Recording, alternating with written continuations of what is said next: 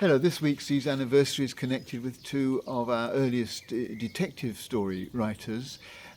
G.K. Chesterton died in this week in 1936.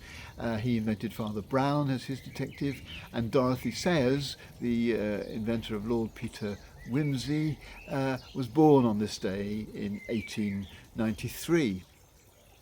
And both of them not only wrote detective stories, but wrote about Christian things. Dorothy Sayers wrote a number of plays based on the New Testament, and G.K. Chesterton defended the Christian faith philosophically.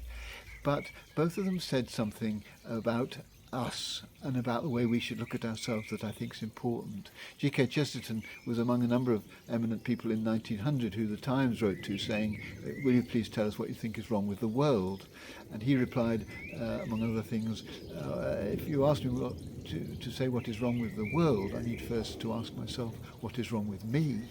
In other words, we need to look at ourselves. And Dorothy Sayers has a character in Gaudy Night, a priest who prays, Lord God, help me to take my heart and look it in the face. The same idea that it's when we look deep within ourselves that we find the important things about life. And it's then, only then, I think, when we've accepted them and dealt with them, that we're able to make a contribution to the wider community. It's true, I think, for most of us, that there are the things inside us that we complain about and find destructive in the world beyond us. That there is a streak of aggression, of anger, of perhaps of violence in most of us, somewhere deep down.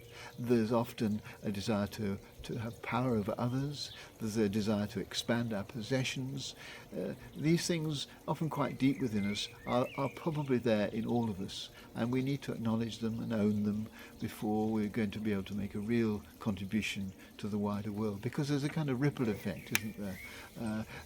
A poem by Benjamin Franklin highlights this. He's talking about shoeing a horse. For the want of a nail, the shoe was lost. For the want of a shoe, the horse was lost.